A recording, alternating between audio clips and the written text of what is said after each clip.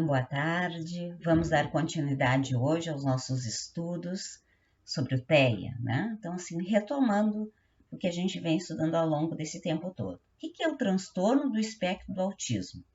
Né? O transtorno do espectro do autismo é um transtorno do neurodesenvolvimento.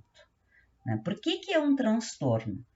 Por causa que ele envolve puramente aspectos comportamentais e cognitivos do indivíduo, né? E quais são esses comportamentos que são comprometidos, né? Então, assim, o indivíduo apresenta comportamentos repetitivos, comportamentos restritos e tem problemas na comunicação, né? A comunicação ocorre, mas às vezes não é de forma adequada. Então, assim, vamos também falar sobre as causas do autismo, né? Quando a gente fala sobre as causas do autismo, a gente tem que ter muito cuidado, né? Porque às vezes uma pessoa fala com uma e com outra e assim as pessoas não estudam, né? A parte científica, então assim vão dizendo, é um chá, não.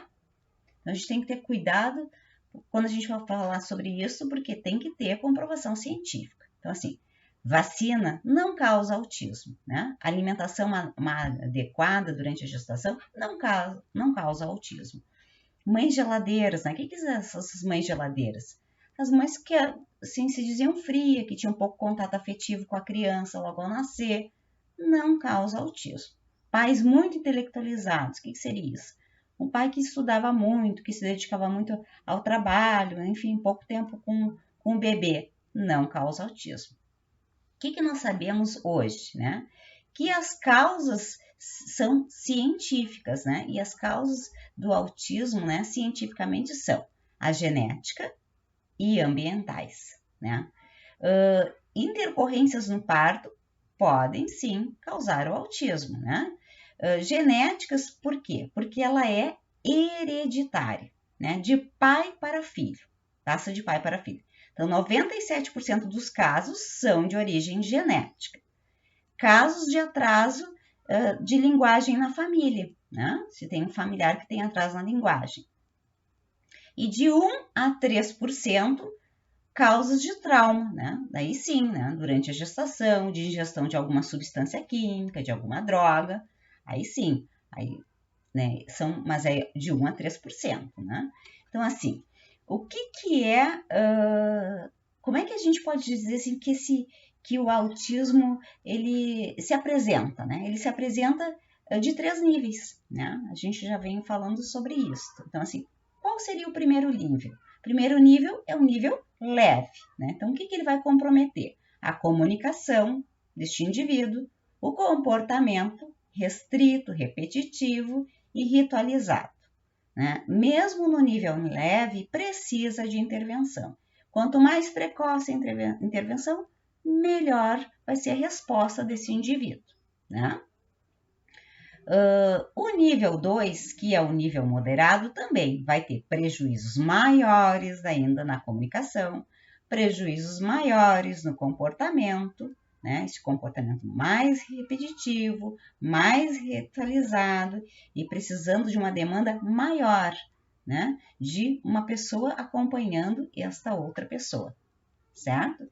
E no nível 3, né? Então, o nível 3 é um nível, como dizer assim, severo, né? Onde ele vai aumentar uma resistência muito maior para se comunicar, para mudar o comportamento, né? Geralmente no nível 3, né? Ele pode vir associado, este nível severo, a uma comorbidade. Esta comorbidade, né? Pode ser a deficiência intelectual, né? Então vai ter, assim, precisar muito, vai ser um indivíduo que vai precisar a vida inteira de uma outra pessoa, certo? Então, tanto o nível 1, quanto o nível 2, quanto o 3, precisam de intervenção, precisam de acompanhamento médico com um neurologista, precisam passar por avaliação de uma equipe multidisciplinar, vocês estão entendendo? Precisam para quê? Para que ele tenha uma melhora dentro da condição dele do espectro do autismo. Vocês estão entendendo, pessoal? E então, retomando, né, pessoal, assim, o autismo. Então, de acordo com evidências científicas, ele é uma condição, né? Se ele é uma condição, quer dizer que essa pessoa não vai deixar de ser um autista, mas ela pode ter uma vida melhor, funcional, né? Ele tem uma origem com combinação de diversos genes, né, que impõe uma forma dele processar o ambiente diferente de nós, típicos, certo? É como o neurodesenvolvimento atípico dele provoca prejuízos, né? Prejuízos em que áreas, né? Na área da comunicação, o uso da ecolalia. O que é isso, o uso da ecolalia? A repetição de sílabas, de palavras, frases inteiras, às vezes, né? Que não tem nada a ver com aquele contexto que aquela criança está ali, ou que aquela pessoa está ali. Mas ela fica ali repetindo, né? Uma fala só para ela mesma também, né? A falta de interesse de iniciar uma conversa, a falta de interesse de estar com outras pessoas. Então, em algumas situações, a gente consegue observar isso, né? As crianças estão lá numa festinha, então todas estão brincando, interagindo, e aquela outra criança está recolhida, está ali num cantinho, está brincando só ela com, sei lá, o papelote do docinho, né? Eu acho que eu já comentei sobre isso, né? As crianças estão todas se divertindo numa festa e ela está ali naquele papelotezinho, né? Por quê? Porque tem alguma coisa estranha aí, né? Não é normal assim. Então, assim, a gente tem que observar, né? E buscar ajuda. Quanto mais cedo ajuda, melhores serão os resultados. Por quê? Porque a gente sabe que, né, as crianças em desenvolvimento existe, né, a neuroplasticidade. Então, assim, o cérebro está prontinho para aprender e receber um monte de coisas. Eu não posso deixar essa fase, essa janela se fechar, né? Então, eu tenho que correr atrás disso. Correr atrás desses profissionais para avaliar e auxiliar essa criança. Auxiliar o meu filho para que ele tenha menos prejuízos, né? Então, assim, esses interesses restritivos, repetitivos no dia a dia, esse apego demasiado a fazer sempre a mesma coisa, né? Às vezes o balanceio do corpo, né? Flapping de mão, quando ele está muito alegre, feliz. Então, assim, o autismo, pessoal, a gente tem que correr atrás dele, né? Então, menos de 3 anos de idade, a gente já consegue perceber se uma criança está dentro do espectro ou não, né? Esses atrasos são evidentes, né? Na forma de ela olhar para as outras pessoas, dela evitar este olhar, dela esconder este olhar, na forma dela negar esta comunicação, né? Ou ela pode se comunicar e daqui a pouquinho mais, ela regride, né? Existe uma regressão.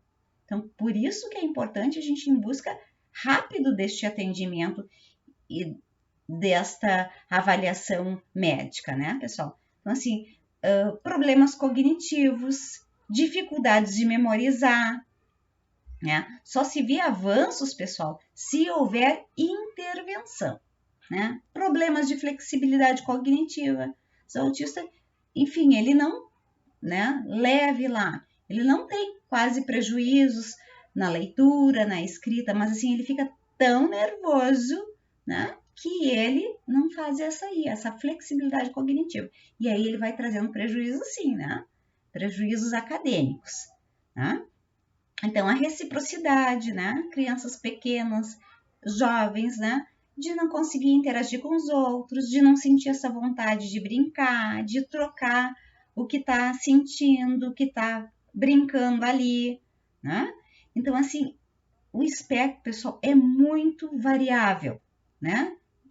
Pode ter todas as características ou pode ter 3 características e estar dentro do espectro do autismo. Então, é importante que a gente vá investigar, né? Investigar. E é a partir deste investimento que a gente investiga isso com um neurologista, com um psiquiatra, né? A gente vai fazer esses encaminhamentos.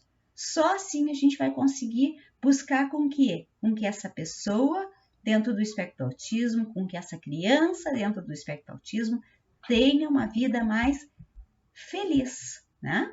Mais saudável. E a família dela também, né, pessoal? Por quê? Porque uma mãe que tem um filho dentro do espectro do autismo, um pai que tem, uma família que tem, eles estão muito envolvidos com isso, eles acabam ficando adoecidos. Então, eles precisam desse autocuidado também, né?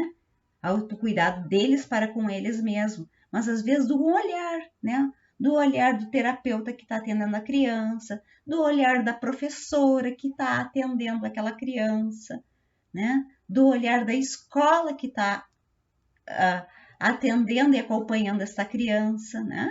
Porque às vezes a criança faz assim alguns comportamentos que a mãe se sente acuada, se sente privada da vida social, né? Prefere ficar em casa, não sair, né? Só que isso, o que ela está ocasionando para ela, né?